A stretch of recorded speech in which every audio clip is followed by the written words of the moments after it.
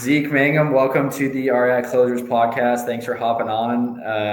This is not going to top whatever you just did. Tell everyone in the podcast that you just experienced. Oh, we flew out, went and hopped on a podcast with Brandon Turner. I wasn't on it. I just went with a buddy, and he has a podcast. It's called Proximity is Power. Plug for my buddy Gage. But yeah, Brandon went on it. It should be dropping soon. But it was way fun, dude. Maui's awesome. Brandon's a super cool guy. So basically, your buddy that works with you at the pest control company got onto his podcast, and you just joined him.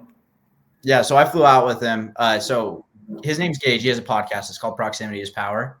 You can find it on YouTube, Spotify, I'm sure. But yeah, Brandon came on his, and then he hopped on Brandon's. Cool. Okay. Yeah. So they did both. Okay. And those that don't know who Brandon Turner is, which if they're real estate people probably do, but he's like probably the biggest podcaster in real estate, honestly, with bigger pockets, and then kind of separated and did his own thing.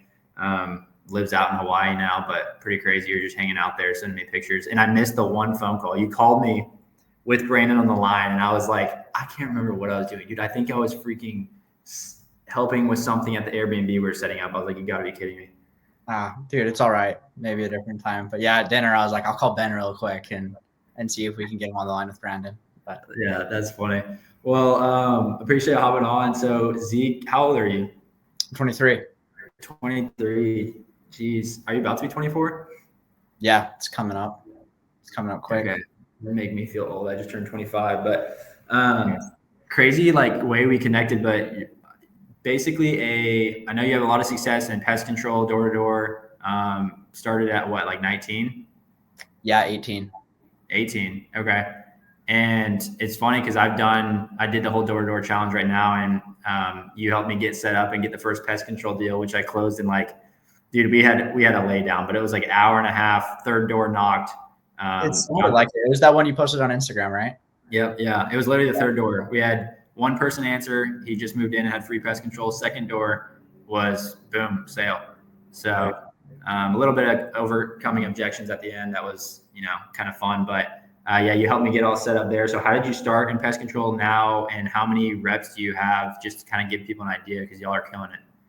Yeah. So started when I was 18. I served a mission for my church. It was a very short-lived mission. I went to Pueblo, Mexico. It was awesome. Learned a ton. For sure, I had crazy culture shock out there. It was not Utah. But yeah, I went out there. I got super sick at about 6 months. Found out I have some heart issues. I was passing out all the time. I had a pretty bad arrhythmia. So my church sent me home to get it figured out so I could go back out and finish the rest of my 18 months that I had left. It's a 2-year mission. And I got home in February of 2020, which, like, I'm sure everybody remembers what happened then, but COVID hit and things were super crazy. So my church said, hey, you're not going back out. I was working with an electrician before. We were doing underground stuff. So like just wiring in the power from the city into big new construction, commercial buildings like Lowe's, Home Depots, hospitals, things like that. And I wanted to go back and work with him when I got home, because that's kind of what I knew how to do from before. And he didn't have a spot for me, which kind of made sense. He didn't know I was going to be back, and I took off. But he told me he had to work for me. He would have work for me in a few months. So I got a job at a call center for a couple of months to put me over. That job was like the worst job ever. I never did it. I was calling for it was called EngageX was the name of the company. We'd call for insurance agents, not like life insurance, but like State Farm type insurance agents. And we would just try to schedule like quality reviews. I'm sure it was just looking back so that the insurance agent could upsell. Right. We were just calling, trying to schedule appointments with already existing clients that they had. But yeah, I did that for a few months. And then I was finally about to go back and work with that electrician again. And I had a good buddy who had been doing this whole door-to-door pest control sales thing for his uncle's company in Texas for like 4 years. And he was killing it. I mean, I'd heard that he was killing it, and he's quite a bit older than me. But he decided he wanted to start his own pest control company in Utah, and sat me down and was like, hey, you should come do this with me. Like, come sell for me. I was like, hell no, dude. That job sounds so awful. I have no desire to do that. I wanted to go to school and be a dermatologist. Like, I didn't have any type of sales bone in me at the time. Yeah. I just said no way. I didn't really want to work that hard, and I was just so scared I was going to be bad at it and just get rejected all day. It was really scary to me. So I told him no, but luckily, like a lot of sales guys, he was super persistent, and He's like, look, I promise you that the lessons that you learn in and of itself is worth it. You should just do it for that. But you can also make a lot of money. And so I was really sick of hearing that. Like anybody who kind of knows the industry, like it's pretty vague. A lot of the times people just throw around that phrase like, oh, he made so much money or I made a ton of money. But I was just like, dude, don't give me that. How much is a lot? And he told me that the summer before his fourth summer, and he was crazy good at this, but he said that he had made over $500,000 and he was 24. And I was just like, bullshit, dude. I don't believe you for a second. No way. Because I knew people. I want to be a dermatologist, like I said, and that was a long school track. And I knew if I did that, I could maybe make $500,000. Right. Like, there's no way you're doing this in a summer at 24. And I said, if you show me, like, I'll tell you what, show me and I'll come out and give it a shot. And yeah, he pulled out his bank statements on his phone and he made like 540 something grand the summer before. And I was just floored. So I was like, all right, dude, I got nothing to lose. I might as well go give it a shot. That's so funny. That's the complete Wolf of Wall Street moment. Like, show me the pay stub, and I'm out. And it's like it's the same thing. I was talking to Zach, another podcast. He runs a big solar team, but he's like he was doing medical sales, and he was like the same kind of mindset. We were like, dang, I did all this, go to school for what? Like I can go knock, and this guy did it. It's always like if this guy did it, can I? But that's crazy. It's like, yeah. What did that feel? Did it feel like, were you mad, or was it just like, this is nuts? Like this guy actually just made what I could make as a dermatologist knocking doors in the summer. I don't know. I still was like skeptical low key. I was just like, there's no way he made it selling bug spray door to door. Right. But yeah, it was, I wouldn't say I was mad. I was more just like very taken back. I was still skeptical for sure. Yeah, I think that's the biggest thing. It's always proof of concept. You're like, okay, the paycheck's one thing. Now, like, let's see it. Like, am I different? I don't know. Can I get it done? That's cool though, because you're 18, just got back from the mission. Yep. No sales experience. So like, did you have a quick success on the doors, or was it just like? Yeah, fortunately, like some of the best sales reps that I've seen kind of honestly struggled a little bit at the beginning. Like you hear that story all the time. I didn't. I got lucky. Like right from the shoot. Like my first day, I sold 3. I still remember my first day too. I sold 3, which by any metric, like for a first day, is great. And I still hated it so much. I wanted to quit so bad. Like end of the day, I was in Mapleton, Utah. I sat on a park bench and just like started crying. Called my mom. I was like, "This is the worst. I can't do this. This is so bad." But like, well, how'd you do? You're like, "Oh, I sold 3 deals." It was just like so scary. It was so scary. And yeah, my first week I did pretty well. And then my second week, I had like still one of my best weeks ever. I'd sold like 45 my second week and just was kind of rolling from there. So that is crazy. Yeah. You must have did you shadow him? I'm assuming, right? Yeah. My first day I shadowed him. We didn't see a deal until like, it was probably like 7 PM. Like it was coming to the end of the day. And I was like, maybe this isn't possible. Like maybe you can't sell. And then he sold like 5 almost back to back. Really? Yeah, and like the last hour and a half, he sold 5, and that's such a cool like learning thing too, because so many people don't knock. They just get they get up to the point. It's that picture you see where you get to the end of the tunnel and it has like the diamond at the end, and they're like an inch away from it, but they stopped because they just got all the way there. It's kind of like cliche, but that happens all the time in door to door, because they'd say like knock till dark, and you're like, I don't really want to. Like I already knocked till 7, and then you hit 5 deals at the end of the day. That is funny. The law of averages is super real. Like they're coming eventually. You just don't know where. And it's in every single industry. We see it all the time in people that are trying to knock foreclosures, or maybe they're cold calling. It's like people that don't come from door to door don't realize that. Like we have Peter knock all the time, and he hits, he's good on the doors. Like he can sell, and it hits him 100 doors to get a contract. And that's driving around, hitting different houses, like only 15 houses maybe in a day that you can hit sometimes. And then people stop after 50 doors. And they're like, oh, they all told me they didn't want to sell. It's like, well, yeah, no crap. Like you also only talk to 10 people out of 50 doors.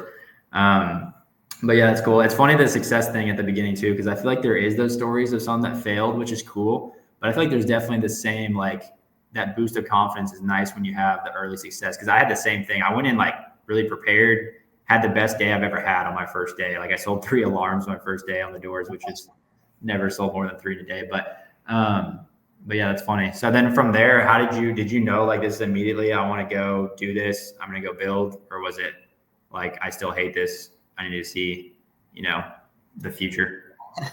Yeah, it was always kind of like in my head, it was like the quickest I can get out of this was definitely the goal and the plan. Because I mean, anybody who does it like knows it sucks. Like it's hard. It takes a ton of sacrifice and energy. You fall in love with it eventually, but it took me a while. No, after my first summer, I was like not fully sure if I was going to do it again. I was like, cool. I made good money. My first summer, I did pretty well. I ended up making around 55 grand. And I was like, I didn't really know if I was going to do another summer or not. Like deep down, I think I kind of knew, but I didn't want to for sure. And it wasn't really until after my third summer, I was like, okay, I'm going to do this until it really doesn't make sense anymore. So, Right.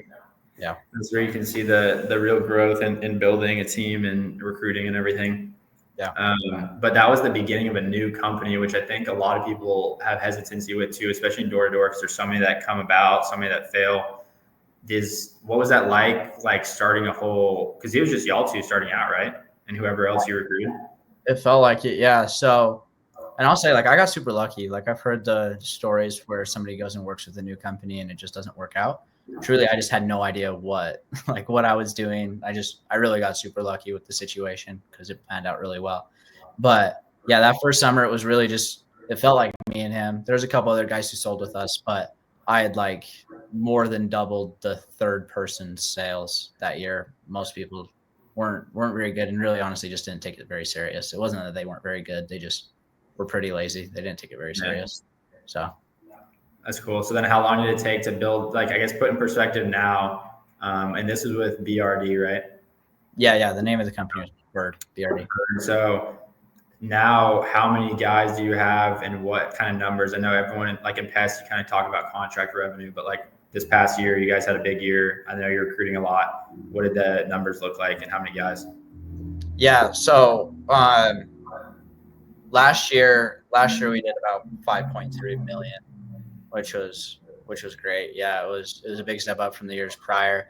At like year 3, we had recruited pretty well, and we needed to go work with another company as well. So I worked with Bird, and then along with a couple other companies. So we rebranded to Noble Marketing just to give everybody kind of a idea of what it was. But yeah, last year we did 5.3 like total downline, which was great. That's awesome. So that's in pretty much the summer, right? Or were there some guys knocking more than the summer? We had a couple that knocked until like October, and then there's always those guys who start just a month early or like a month and a half early. But primarily, I just made through August is where 97% of that revenue came from. That's cool. And then how many? I know you're recruiting a lot now. How many guys are on the team? Right now, signed. Like, I mean, it's always who's going to show up, right? But right now, signed for just over 100. So okay. And last year, you finished with how many? Oof. I should know that off the top of my head, but I'm not entirely sure. Yeah, less. Yeah. Less, for sure, less. Okay. Well, cool. So then the big thing I wanted to go into, because I know with the way we connected is so funny, but I basically was I was actually arbitraging a house, which I don't typically do. We invest, we do subject to creative finance, but one of our family friends had a house that he just didn't know what to do with. And I was like, I'll run it on Airbnb. It just became like not very much worth my time. But I remember I was trying to just like dish it back to him. Like, dude, I don't have time to manage this. Here you go. Here's the sites. And you came up on the booking right before the summer. I got a little inquiry on like Furnish Finder, and it was just like, Zeke, like, just see this kid, and it says like book in 3 months, a 3-month stay. I was like, here you go, like have it, like put me off of this management. And it said like I'm a manager at whatever pest control, and I was just like, I got so stoked just to like talk to you. I gave you a call. I thought I remember when you called me and you're like, hey, is this summer sales? I immediately thought like, oh, you got to be kidding me. Don't want those guys living in their house. Yeah. I remember thinking about like it crossed my mind for a second. I was like, should I lie right now? Because we were strapped for housing. Like we needed to get another place bad. I was like, nah, I'll tell the truth for sure. And I'm happy I did because it was fun chopping it up about it. Yeah, I would have seen through it immediately just because like you probably, I could have had that same thought because I remember booking housing for our guys. I'm like, dude, luckily y'all were, a few people and it was good. It wasn't even, a problem. But yeah, some of those Airbnbs with 10 guys living in it, it just gets a mess. But I was like a motivated, like, I don't even know, seller. I was like, here you go, dude. This isn't even mine. Like I'm managing for this guy. Just like get it booked. I remember asking for like a discount. I was like, what can you do? You dropped it like $700 a month or something. I was like, yeah, dude, let's do it. Let's get it done. Yeah, we don't need everyone hearing that. But you can cut that in post if you need. I'm just kidding. But yeah, I remember I wanted y'all in there. That's funny because I knew it said manager and I knew it was like pest control and everything. But I was just curious too because I want to hear about your story and like you don't know when someone books. Like I thought you were just going to be like a rep or like a manager on a team, like selling out there, you know, like no experience. Like I don't know. Like I had no idea. And then you start talking about like, you know, all the teams you have, you're out there in Utah, that you're booking it for your guys. I'm like, oh shoot, like this dude's legit. But what was like because that was one team in Texas, right? You have a few all across. Yeah. So I had guys sprinkled throughout Dallas, Fort Worth, Austin, San Antonio, and Utah. Yeah. Okay. How did we get into the conversation of real estate? Because I think you started, I don't know what brought it into now, but now we're always sending each other deals, probably partnering on something here soon. I know we unfortunately couldn't get you a deal before the new year, but how did we bring up real estate? Was it just saying that did I bring it up? I'm sure I brought it up when I said like, because you brought up that you were selling solar or that you used to sell solar. Yeah. No, you're still selling solar, no? I wasn't now, not anymore. Okay, that you had sold solar. And we talked about that, and I just assumed that you owned the place. And so we got talking about it. You said that you were just managing it, like helping fill it for somebody. I was like, okay, cool. But then you started telling me about like your Airbnb in Norman and kind of what you were doing. And I had a buddy at the time who was trying to wrap a couple properties. And I just thought that was like the coolest thing I'd ever heard. Yeah. And so I started talking about that. And yeah, it was like a conversation I thought was going to be like 5 or 10 minutes about the place. I think we talked for like over an hour just about mostly. And yeah, it's rare like I'll talk to somebody who knows as much about real estate as I do. And like even rare that I talk to somebody who's knows way more than I do, which was definitely the case with you. So it was fun. Yeah, it was fun chatting about it. Yeah, I appreciate that. But I remember going into it too, because, you know, I didn't expect you to have properties or be investing. And it's always cool because I'm like, we like partner with people. We're doing all our stuff with door-to-door guys. But I remember, yeah, you had a friend that was, those that don't know what wrapping is, just like you have a property with a mortgage, you now sell it owner finance at a higher interest rate and a higher price. So I think to you or anyone, like that's the biggest thing that blew my mind, like with creative finance is like, I can take a house I already have at a 2, 3, 4% interest rate. And usually we're buying them subject to or seller finance. So we don't even have to qualify for it. But now I go sell it at an 8% at $100,000 more or $50,000 more. And so you don't actually have to own it or be a landlord, but you're collecting this passive income stream. You got a down payment and you have equity built in on the back end whenever they sell or refinance. And so it's like a super high level of, I guess, creative finance, but well, I mean, especially for like sales guys who are 1099, it's so much better because you think about how much money you save in taxes. Because for a while there, I was showing quite a bit on taxes just so I could qualify for loans, which is a massive expense. And to come in and do it creatively where you can like forego any like loan origination fees, all that stupid stuff, and then also save all the money on taxes, like it's anybody who's in 1099 is dumb to not be focusing on creative finance and be trying to go more of a traditional route.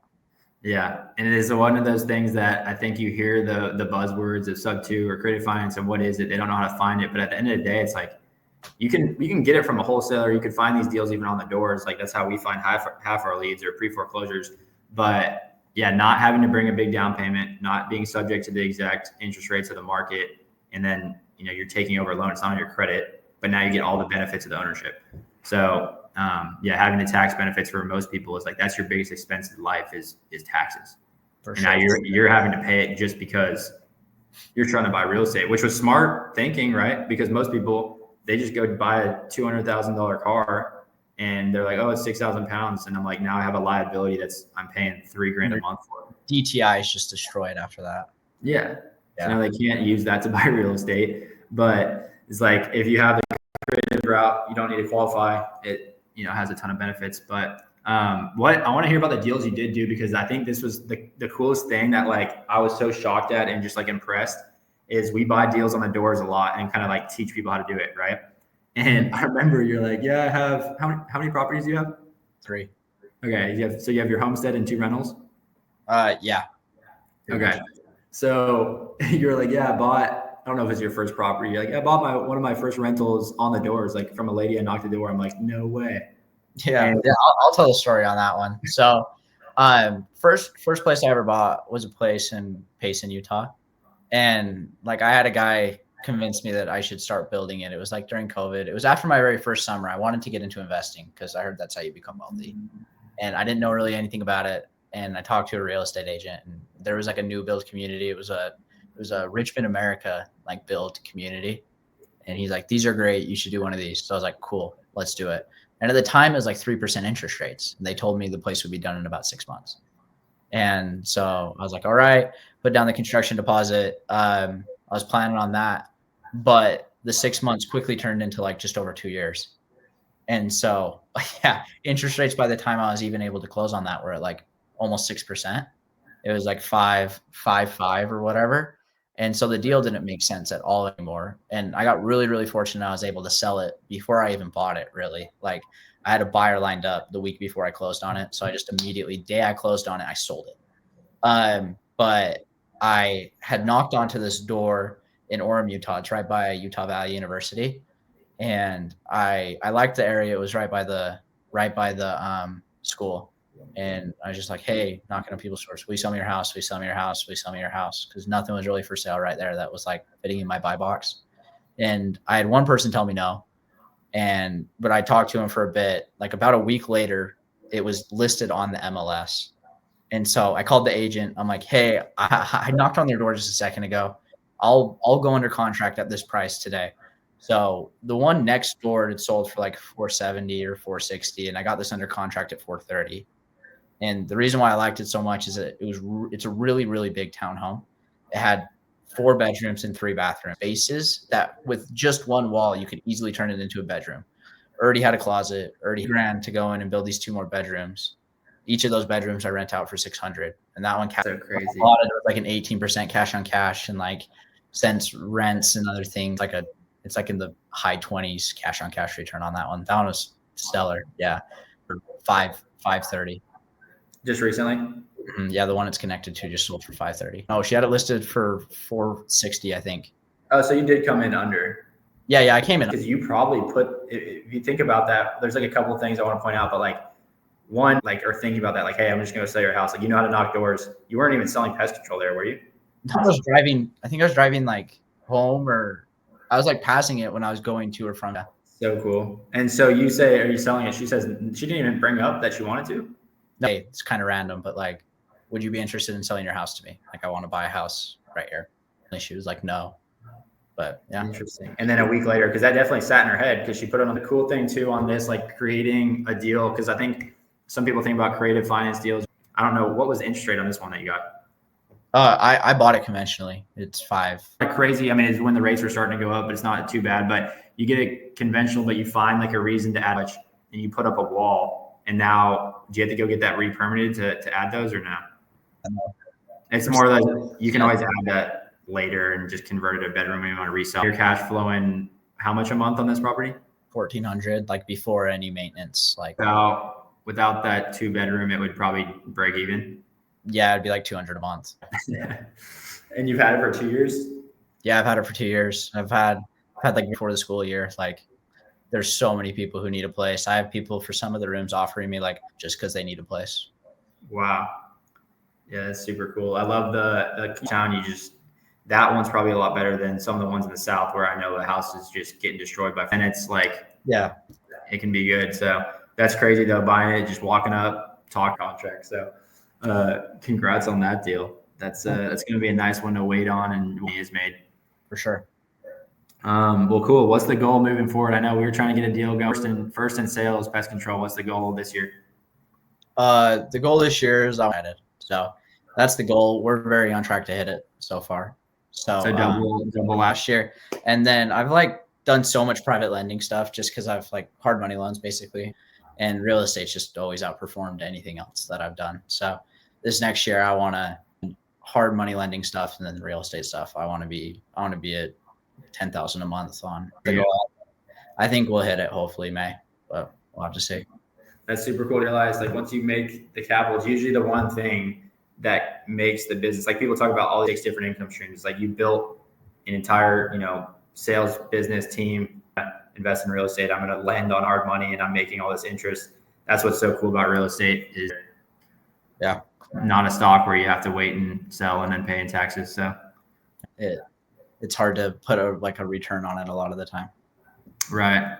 Deals that we could, we use private money or hard money lenders on. So I'll have to chat about it. like a big company, but same thing. Yeah. I haven't done any real estate private lending stuff. All the private lending stuff I've done has been to companies. Oh, really? Okay. So it's not on real estate deals. Oh, okay. Yeah. Not real estate deals, all into companies. Wow. And has it always panned out, or has anything not worked out? Yeah. Haven't lost $1 yet. So knock on wood somewhere, but that's cool. It's gone really, really well. I try to have good enough paperwork in place that if anything does go sideways, I'm really protected. But very good. Yeah. That's cool. I'm gonna have to dive into that more later, but I appreciate you hopping on. Is there anything else you want to tell the listeners? Do you use social media? I know you kind of are a little quiet on it now, but yeah, I'm super quiet on it. I don't even need to throw it out. If you're able to find it, cool. What if someone's listening to this and they just want to sling some pest control and go make some money to buy real estate? Yeah, if you're listening to this and you want to come sell pest control, reach out to Ben and he'll connect you with me. I'll make sure you vet them good enough that they're capable of coming out and joining the School of Hard Knocks. But no, dude, this was super fun. I'm happy you invited me on. I love chopping it up about real estate and sales and all the fun stuff. I appreciate you hopping on. Have a good rest of the new year, and better hit that 10 million next year. I'll follow up with you in December. Dude, I appreciate it. Thank you, brother. Take care.